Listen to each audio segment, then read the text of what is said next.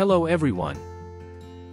As an architect, specializing in interior design, selecting the right kitchen type, based on a client's needs is crucial for me. Today, however, I'll be sharing a personal story about designing the kitchen for my own home.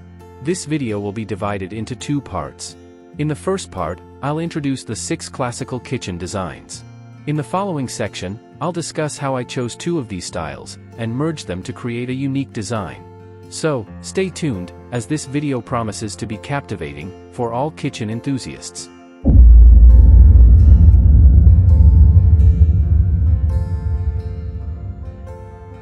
There are 6 types of kitchen on the basis of layout, namely L-shaped kitchen, U-shaped kitchen, single wall or I-shaped kitchen, peninsula or G-shaped kitchen, galley or parallel kitchen, island kitchen. An L-shaped kitchen refers to a layout in which the counters and appliances are arranged along 2 perpendicular walls, forming the shape of the letter L. This design is often used in smaller spaces because it makes efficient use of limited square footage, but it can also be found in larger kitchens with an open concept floor plan. If the space allows, one can add an island to the center of the kitchen, which can provide additional workspace, storage, and seating. A U-shaped kitchen refers to a layout where the counters and appliances are arranged along 3 adjacent walls, forming the shape of the letter U. This design is particularly efficient because it offers a continuous work surface and ample storage, while keeping everything within easy reach. The U-shaped kitchen is especially suitable for larger kitchen spaces, and those who spend a significant amount of time cooking and baking, as it provides an abundance of workspace and storage. A single wall or I-shaped kitchen refers to a layout in which all of the counters, cabinets, appliances, and other kitchen essentials are aligned on a single wall. This design is typically used in smaller spaces or open concept floor plans, where conserving space is crucial. It's important to note that while the single wall kitchen is space efficient, it might not offer as much storage or countertop space as other layouts.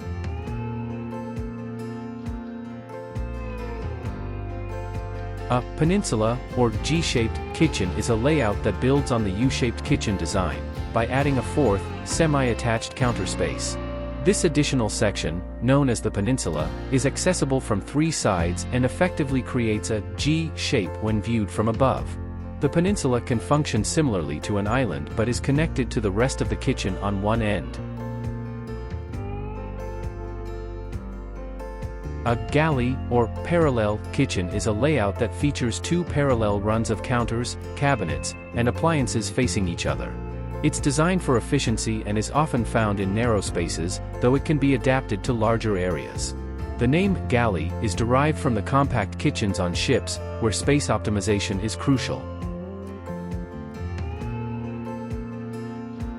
An island kitchen refers to a layout that features a freestanding workspace situated in the middle of the kitchen area.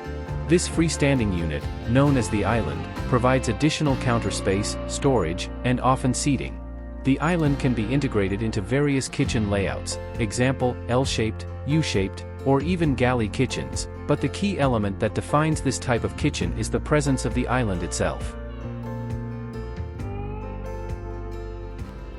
As I have provided a comprehensive understanding of various kitchen types, let's now delve into the design and selection of my own kitchen.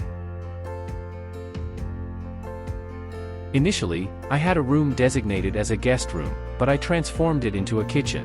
The dimensions are 13 feet in length and 9 feet 9 inches in width. Given its size, many might suggest a U-shaped or galley kitchen design. However, there's a balcony at one end with adjacent wardrobe space, and the entrance to the kitchen isn't centrally located. Consequently, I went for a tailor-made design. Here's the layout I settled on. I incorporated an L-shaped counter as the primary workspace. The rear wall is reserved for the refrigerator and a tall storage unit. The wardrobe area has been transformed into a 2-tiered storage system with an open shelf at counter height. I relocated the washing area entirely to the balcony.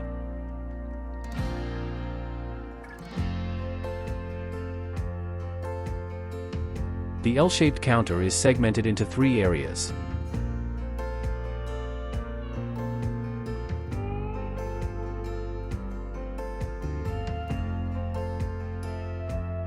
right section, dedicated to food preparation and positioned near the wash area. It houses an under-counter vegetable basket and grain trolley. Above it, there's a roll-up cabinet that conceals electrical appliances like juicers, mixers, toasters, and more.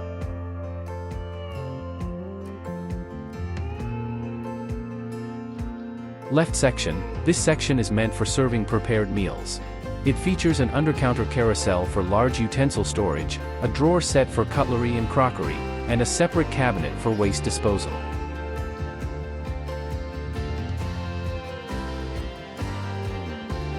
Center section. This segment is slightly deeper due to structural columns. Here, I've placed my cooking range, complemented by a set of 3 drawers for cooking utensils and cutlery.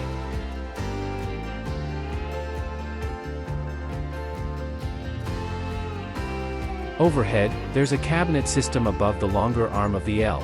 It's 2-tiered. The first tier, on either side of the hood, contains pull-up cabinets for storing spices, oils, and other essentials.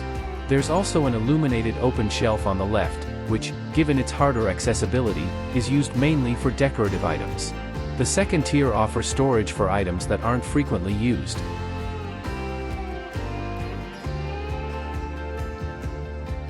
In the wardrobe space, I designed a lower section for cutlery and bowls, with an upper section for groceries.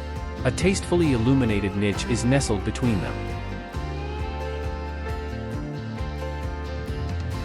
Adjacent to the refrigerator, there's a tall unit.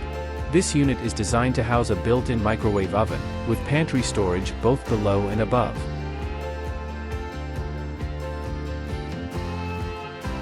Aesthetically, I chose a gray and white color palette for the kitchen, intending to use accent yellow lacquer glass on the back wall. However, for safety considerations, I opted for high-gloss tiles instead. That's a snapshot of my completed kitchen design. Thank you for your attention.